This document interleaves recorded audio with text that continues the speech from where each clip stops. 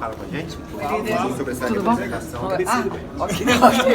Obrigada. Líder, alguma... Aqui tá bom ou vocês preferem mais pra ali? Aqui tá, aqui não. Aqui a gente tá mais um pouquinho da porta aqui. Dá um pouco mais de alma. Eu nem tenho licença, nós emprestaram ali. Líder, alguma preocupação com o Conselho de Ética? Não, na verdade não cometi crime nenhum. Eu estou aqui por dois motivos. O primeiro deles é por ter citado o AI-5, né, um processo então de viés totalmente ideológico, já que é impetrado em conjunto pela rede PCdoB, PT e PSOL. E o outro é com relação a uma sátira que eu fiz no Twitter, divulgando uma hashtag que estava crescente, chamado Deixem de Seguir a Pepa, uma menção satírica com relação à deputada Joyce Rossmann, que se enquadra na liberdade de expressão. E essa minha defesa ela fica mais confortável ainda em virtude do artigo 53 da Constituição, que garante a imunidade aos parlamentares por opiniões, palavras e votos. E se aqui nós não pudermos falar, se nós não pudermos parlar no parlamento, então realmente aí a gente não tem as liberdades garantidas no nosso Brasil. O senhor avalia então como uma forma de censura? Eu avalio como uma forma de censura, uma forma de intimidação, e depois da minha fala com relação ao AI-5, agora novamente o Paulo Guedes sofre as mesmas consequências e diversas pessoas, principalmente parlamentares de esquerda nessa casa, já deturpando a fala do ministro. O que nós queremos não é o retorno do AI-5, ninguém pensa sequer em fechar o Congresso Nacional.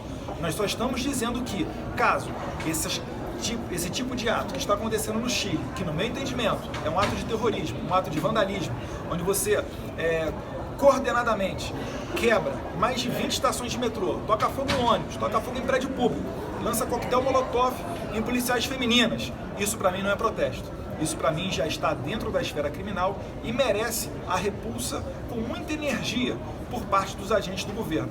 É isso que nós queremos. Não se combate esse tipo de coisa através de flores ou convencimento de palavras. É preciso garantir a lei e a ordem, e as eventuais diferenças têm que ser resolvidas aqui, dentro do parlamento, através do devido processo legislativo. É só isso que queremos. Líder, o senhor mesmo já disse que se arrependeu dessa expressão que o senhor usou na entrevista. E agora o ministro Paulo Guedes. O senhor não acha que o senhor, como líder, o ministro Paulo Guedes, não deveria ter mais cuidado com as expressões que utilizam, líder? Não, Zileide, na verdade, eu pedi desculpas para aquelas pessoas que puderam ter tido uma interpretação como se eu estivesse defendendo o retorno do AI-5. Eu não falei isso, eu falei AI-5 como um exemplo de medida enérgica. Então, para essas pessoas, eu fiquei bem tranquilo de fazer esse pedido de desculpas para que elas não ficassem, de repente, com medo de que estivesse o retorno de uma medida desse grau.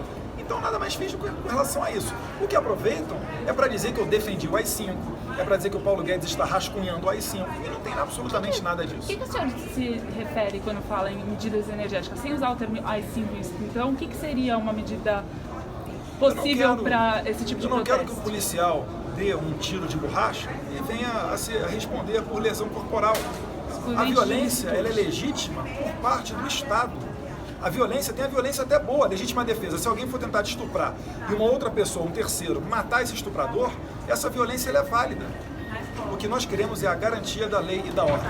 Não queremos que pessoas organizadas usem da violência como instrumento político. Apenas isso. Mas esse uso de essa legítima defesa, o senhor defende, então, não só em GLOs, o senhor defende que os policiais possam atuar dessa forma sem depois serem processados e eventualmente punidos?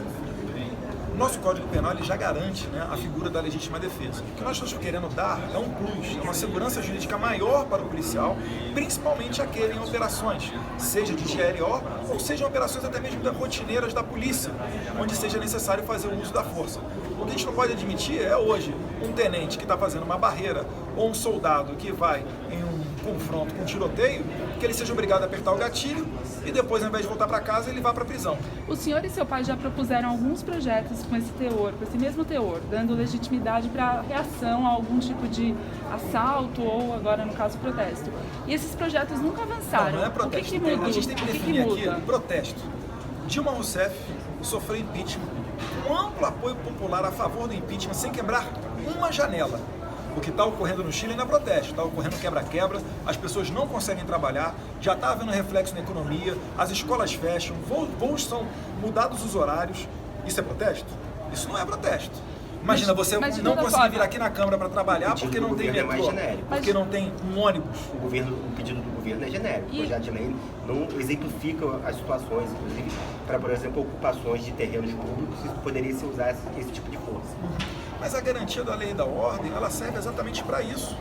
Se existe uma ordem judicial, se um juiz já julgou, fez o devido processo legal, ampla defesa e determinou a reintegração de posse, mas naquela localidade rural não existem policiais suficientes, por que não enviar uma tropa federal para garantir a reintegração de posse? A propriedade ou ela é sagrada ou ela não é sagrada. Quando vocês propuseram esse projeto em 2018, ele não foi para frente. O que muda agora? Por que agora o senhor acha que, como sendo governo, esse projeto tem chance de avançar no Congresso? O senhor vê um outro ambiente? Porque nos projetos anteriores, nenhuma vez eles prosperaram. Com certeza, a gente está vivendo agora o Congresso mais conservador das últimas décadas. E não é só esse projeto, são vários outros projetos também. Mas eu vejo que agora existe espaço para isso. Basta a gente fazer um comparativo.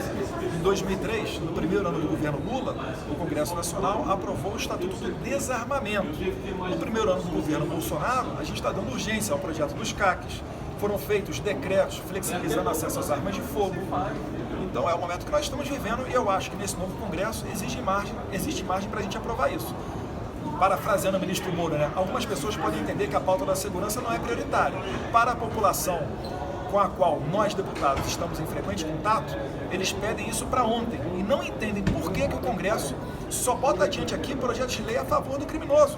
O criminoso, ele tem tornozeleira eletrônica, tem prisão domiciliar, progride com cesto de pena, tem visita íntima, auxílio reclusão, advogado de graça e uma série de medidas que acaba que quem é punido é o trabalhador. Que quando é vítima dessa violência não tem advogado de graça, fica com medo de ser roubado de novo. Se for um bandido da comunidade perto da dele, vai acabar talvez matando ele próprio se ele for a polícia. A gente tem que focar no cidadão que é vítima dos crimes e não no bandido. O que você espera hoje do TSE, na reunião do TSE? Alguma medida que possa vir a facilitar a formação do novo partido? Quem pode falar melhor com relação a isso, são os advogados que estão criando aliança, a doutora Karina Cufa e o doutor Admar. Até onde eu sei, tendo ou não a possibilidade de coleta de assinaturas eletrônicas, a gente acredita que com a força do presidente Bolsonaro a gente consiga coletar essas assinaturas em tempo suficiente para as eleições do ano que vem. Ou seja, o prazo é até março. Porque se nos espelharmos na criação do PSD, em 5 meses, ou seja, exatamente o mesmo tempo que nós temos, o PSD conseguiu coletar essas assinaturas e criar o partido. Eu acredito que nós temos essa mesma força com a aliança. Obrigada, líder. Perfeito, pessoal?